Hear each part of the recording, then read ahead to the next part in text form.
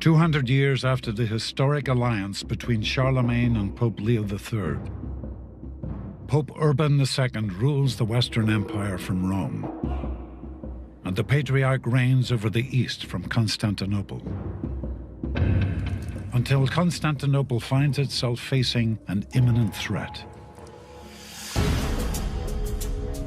Islam is the superpower of the medieval period. They're the wealthiest, the most sophisticated. If I was betting at the time, I would have certainly bet that Islam and the Islamic empires were the wave of the future. Muslim armies have been steadily making their way through the Arabian Peninsula, conquering new lands and uniting them under Islam. They had long since conquered Jerusalem and were headed for the next Christian stronghold. Muslims had swept through what we would now say is modern Turkey, and really getting fairly close to Constantinople itself. When you can almost see Muslims across the water, it's time to find the Christians who are left to help you.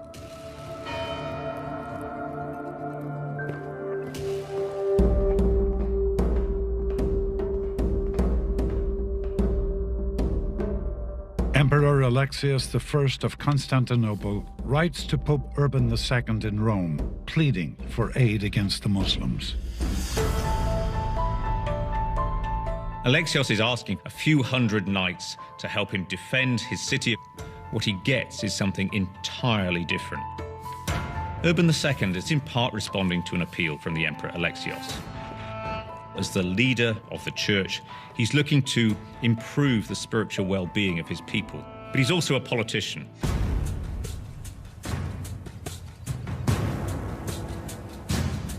Seeing an opportunity to unite Eastern and Western Christians and solidify his place as their leader, Pope Urban II calls an emergency gathering of clergy, knights, and townspeople.